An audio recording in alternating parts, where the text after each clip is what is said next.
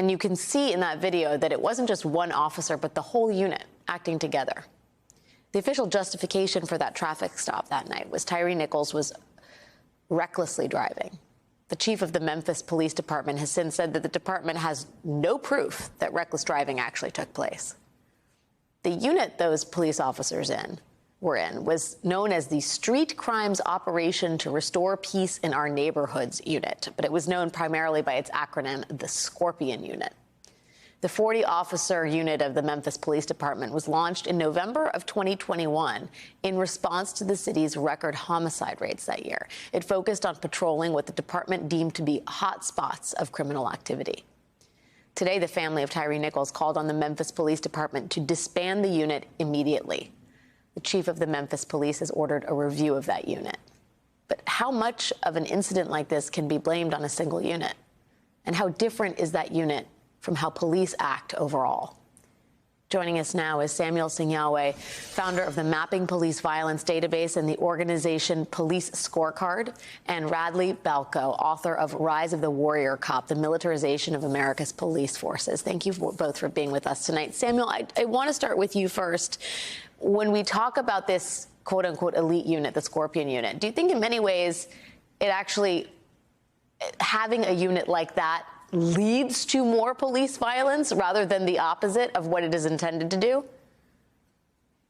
So you see this happening in cities across the country. In New York City, the NYPD famously had its anti-gun unit, the plainclothes unit that was disbanded and then reinstated under Mayor Eric Adams. So there are these units that are concentrations of oftentimes the officers that have some of the worst records within the entire department. The officers that use force at higher rates, they're more likely to be named in complaints, they're more likely to have lawsuits against them. And in many cases, those are officers that are empowered to be on these units that harass communities, sometimes on SWAT teams that harass communities with militarized equipment. But it's not just about any one unit. You can't blame this on any one unit or even those 5 officers individually, because this is a system. Every single year, the police kill more than 1,100 people in this country.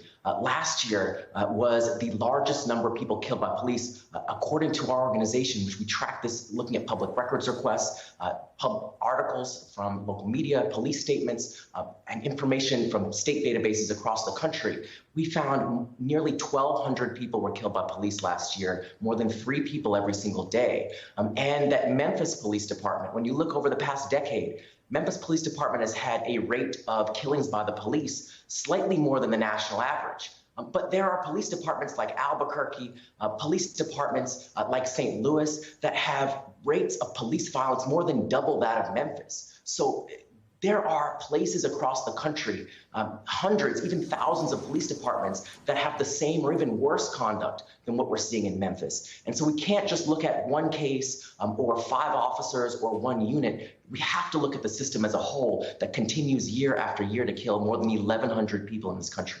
Radley, to Samuel's point, when you talk about the system, when you even talk about the reforms that some police departments are undertaking, they don't seem to be working. I mean, Memphis, according to the reporting, had, in the last 2 years, instituted a number of reforms meant to cut down on incidents like this. A ban on chokeholds, de-escalation training. I mean, they were trying to implement the stuff that is really supposed to stave off behavior like this. So what is the lesson we're supposed to take from that? Well, I mean, they were doing some reforms, but they were also creating an elite police unit that was given the name Scorpion, right? I mean, we have a problem in police culture more generally, but I think Sam nailed it when he said that these elite units are sort of a concentration of the worst aspects of policing. I'm not going to say that beyond these units you don't see abuse, but you do see much higher incidence of it. Sam mentioned the NYPD unit. That was the unit that killed Abner Louima. We just had a huge trial in Baltimore with the gun crimes unit there.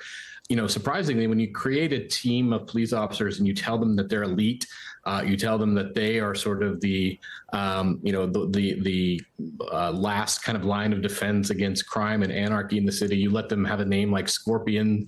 A lot of these units have, skull and crossbones or other kind of symbols of death as their motto or their logo. We shouldn't be surprised when you take a unit like that and sort of give them the implication that they're above the law or they get to bend the rules. And then we see things like this happen. It's changing police culture is not an easy thing to do, but we should at least sort of not go out of our way to contribute to it.